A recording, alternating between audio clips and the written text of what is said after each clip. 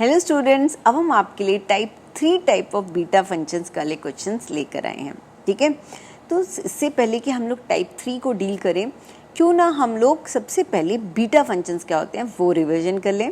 Okay, तो beta of m, n can be written as 0 to 1 integration from 0 to 1 x raised to the power m minus 1 and 1 minus x raised to the power n minus 1 dx। ठीक है, इसके अलावा हम लोग beta और gamma के जो relationship है वो वाली प्रॉपर्टी का भी बहुत फ्रीक्वेंट यूज़ करने वाले हैं। तो beta of m, n can be written as gamma of m into gamma of n upon gamma of m plus n। तो ये दो प्रॉपर्टीज़ का हम बहुत फ्रीक्वेंट यूज़ करेंगे। ठीक है, तो अब हम लोग क्या इंट्रोड्यूस करने जा रहे हैं, हम आपको type 3 type of beta functions जो कि यूनिवर्सिटी एग्जाम्स में आती हैं वो इंट्रोड्यूस करने जा रहे हैं। ठीक है, तो टाइप 3 टाइप ऑफ क्वेश्चंस में और टाइप 2 और टाइप 1 इन सब में क्या डिफरेंस है, चलिए थोड़ा सा डिफरेंस पढ़ते हुए हम लोग कर लेते हैं। तो टाइप 1 में क्या था, हमारा 0 से लेकर a तक था। ठीक है, और x raise to the power a minus x raise to the power n dx, ये हमारे थे टाइप 1 टाइप ऑफ क्वेश्चंस। उसके बाद हमने पढ़े टाइप 2 टाइप ऑफ क्वेश्चंस, और अब हम क्या पढ़ने जा रहे हैं, टाइप 3 टाइप ऑफ क्वेश्चंस। तो टाइप 2 में क्या था, 0 से लेकर 1 की लिमिट थी। ठीक है, x raise to the power m 1 minus x raise to the power n the whole to the power p dx। और टाइप 3 टाइप ऑफ क्वेश्चंस में क्या होगा, लेट्स से 0 से लेकर 1, okay, 1 minus nth root of x the whole to the power m dx। ठीक है, तो अब आप क्या नोट करेंगे, सबसे पहले जैसे कि अगर मैंने आपको एक एग्जांपल दे दूं, ठीक है, मैं आपको एग्जांपल भी दे देती हूँ तीनों के। लेट्स से अगर मैंने कहा 0 से लेकर 2 तक x cube, let's say 2 minus x raise to the power let's say raise to the power 4 dx, कुछ तो भी, ये हमारा टाइप 1 टाइप ऑफ क्वेश्चन हुआ। ठीक है, अच्छा टाइप 2 टाइप ऑफ क्वेश्चन कैसे हुआ, तो इस वाले सबसे पहले काम करते हैं, टाइप 1 को पूरा कंप्लीटली हैंडल करते हैं। तो टाइप 1 में हमारा मेथड ऑफ सब्स्टिट्यूशन क्या था, मेथड ऑफ सब्स्टिट्यूशन क्या था, x इज इक्वल टू 80, मतलब यहाँ पर x इज इक्वल टू हम 2t लेंगे। तो इसको लेने से फ़ायदा क्या होगा, हमारा जो लिमिट ऑफ इंटीग्रेशन है वो 0 से 2 की जगह 0 से 1 की लिमिट ऑफ इंटीग्रेशन हो जाएगी। ठीक है, तो ध्यान रखिएगा, ये जो भी ऊपर की जो हायर लिमिट है x is equal to 2t, उसके साथ हम लोग इस तरह से मेथड ऑफ सब्स्टिट्यूशन रखते थे। ठीक है, या x is equal to 80, okay, general.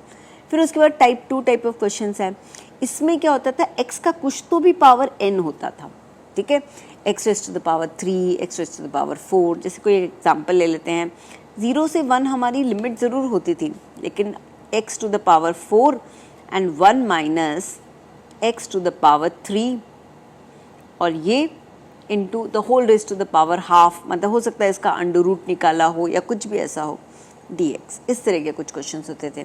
तो जो भी x raise to the power n है, x raise to the power n है, उसको हम लोग t पुट कर दिया करते थे। जैसे इस पर्टिकुलर केस में क्या होगा, x raise to the power 3 will be equal to n, will be equal to t। ठीक है, तो this will be a method of substitution for type 2। अब टाइप 2 और टाइप 3 बहुत ज़्यादा क्लोजली रिलेटेड हैं। क्यों, क्योंकि जो भी x का पावर है, चाहे वो nth रूट वाला पावर हो, चाहे वो n का पावर हो, उसको बस हम t पुट करेंगे। तो यहाँ पर x raise to the power 1 by n है ना, ये वाला हुआ ना power, that will be taken as t। ठीक है, जैसे अगर हमारा क्वेश्चन होता 1 minus third root of x, तो x raise to the power 1 by 3 will be taken as t। तो चलिए इसका डेमो देखते हैं, क्वेश्चंस को हैंडल करेंगे और मज़े से हमें इसका डेमो भी देखने को मिलेगा। चलिए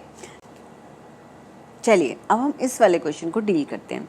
तो यहाँ पर क्या गिवन है, 0 से लेकर 1 तक की लिमिट है, 1 minus third root of x the whole to the power 11 by 2। तो हमें क्या देखना है, जो भी x का पावर है, ठीक है, हमारा मेथड ऑफ सब्स्टिट्यूशन क्या होगा, जो भी हमारा x का पावर है 1/3 या 1/4 या 1/2 जो भी होता, that will be taken as, उस x raise to the power के साथ हम उसको टी सब्स्टिट्यूट कर देते हैं, ठीक है।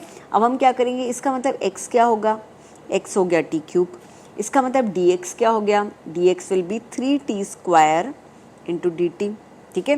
तो क्या हमारी लिमिट ऑफ इंटीग्रेशन चेंज हुई है, हमें बस एक बार चेक करना चाहिए। जब x इज इक्वल टू 0 है तब t इज इक्वल टू 0 है, और जब x इक्वल टू 1 है तब हमारा t इक्वल टू 1 है। तो यस, हमारी कोई लिमिट ऑफ इंटीग्रेशन में कोई बदलाव नहीं आया है। अब हमें क्या करना चाहिए, अब हमें बस सब्स्टिट्यूशन करना चाहिए, जो कि बहुत आसान है। तो अब हमारा जो है क्वेश्चन, अब वो क्या बन गया है, 0 से लेकर 1 तक हम लेंगे इसको, ठीक है। And then 1 minus third root of x को हमने क्या लिया था, हमने t लिया था, तो 1 minus T the whole to the power 11/2, ठीक है। और dx की जगह हम क्या लेंगे, 3t स्क्वायर, तो 3 को हम बाहर ले लेते हैं और t स्क्वायर को हम ऐसे ले लेते हैं और ये हमारा बन गया dt। ये तो बड़ा ही आराम से सॉल्व हो गया भाई, क्योंकि अगर हम इसको बीटा फंक्शन से कंपेयर करें तो बीटा फंक्शन हमारा क्या होता था, बीटा ऑफ m, n क्या होता था, बताइए सब लोग। अब तक तो सबको याद हो जाना चाहिए, 0 to 1 x raised to the power n minus 1, 1 minus x to the power n minus 1 dx, ये हमारा बीटा फंक्शन हुआ करता था।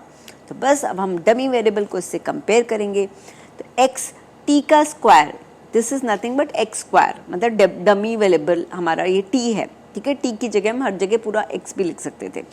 तो इसका मतलब 2 is equal to m minus 1, इसका मतलब m क्या हो गया, m हो गया हमारा 3, ठीक है। हमने ये सॉल्व कर दिया। सिमिलरली 1 माइनस एक्स का पावर है n माइनस 1, यहाँ 1 माइनस टी का पावर क्या है 11/2, तो हम क्या करेंगे n minus 1 is equal to 11/2 लेंगे, तो मतलब n क्या हो गया 11 प्लस 2 13, 13/2 हो गया ये, ठीक है। तो बस अब this i is equal to 3 तो जो कांस्टेंट था भाई वो तो इग्नोर नहीं किया जा सकता, वो तो रहेगा। तो 3 इंटू बीटा ऑफ क्या भाई साहब, m कमा n, m क्या था, m हमारा 3 था, n क्या था 13/2 था। तो चलिए अभी हमारा बढ़िया तरीके से सॉल्व हो गया है। चलिए अब हम टाइप 3 का लास्ट क्वेश्चन हैंडल करते हैं, ठीक है। तो इस वाले में हम क्या करेंगे, इट इज क्वेश्चन इज 0 से लेकर 1 तक की इंटीग्रल की लिमिट दी हुई है into dx upon 1 minus x to the power 4 है। तो हमें तो ये पता है कि कुछ भी x का पावर हो, x टू द पावर 4 को बस हमें क्या पुट कर देना चाहिए, t पुट कर देना चाहिए, ओके। इसका मतलब x क्या हो गया, t raise to the power 1/4 हो गया, ठीक है। तो इसका मतलब dx क्या हो गया, dx is equal to 1/4 t to the power 1/4 minus 1, यानी कि ये -3/4 dt बन गया, ठीक है। चलिए अब हमें क्या करना है, अब हमें ओरिजिनल वाले क्वेश्चन में सब्स्टिट्यूट करना है, पर उसके पहले जरा लिमिट चेक कर लें। जब x इक्वल टू 0 है तो t इक्वल टू 0 है, नो लिमिट्स चेंज। जब x इक्वल टू 1 है तो t इक्वल टू 1 है, नो लिमिट्स चेंज। तो अपर और लोअर लिमिट अभी भी सेम है। तो चलिए अब हम सब्स्टिट्यूशन करते हैं।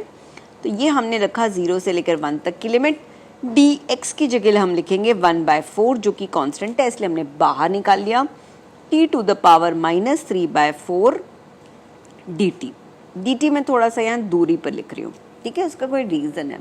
फिर यहाँ पर क्या है 1/√1 minus x to the power 4, तो इसकी जगह हम लिखेंगे 1 minus x to the power 4 क्या था, t था, the whole raise to the power -12, क्योंकि कोई भी चीज़ अगर डिनोमिनेटर में अंडर रूट है मतलब न्यूमरेटर में लाओगे तो -12 हो जाएगा, ओके।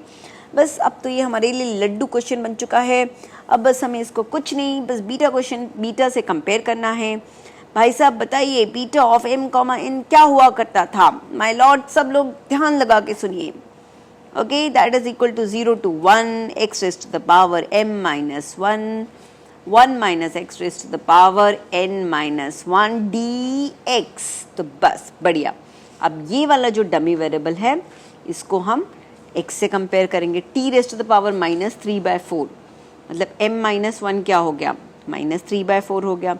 इसका मतलब n क्या हो गया भाई साहब 1 माइनस 3/4 यानी कि 1/4 हो गया। वैसे ही अगर मैं बोलूँ n माइनस 1 क्या हो गया -12 हो गया, इसका मतलब n क्या हो गया 1 माइनस हाफ हो गया यानी कि हाफ हो गया, ठीक है। तो बस अब तो क्वेश्चन सॉल्व भी हो चुका है हमारा। तो I इज इक्वल टू 1/4, ठीक है, 1/4 into beta times of m comma n। But what is m? m is 1/4 and what is n? n is 1/2। तो बस हमारे लास्ट टाइप 3 का क्वेश्चन भी हमारा सॉल्व हो गया। Thank you so much for your patient listening. Kindly like and subscribe the channel. Bye bye, good night.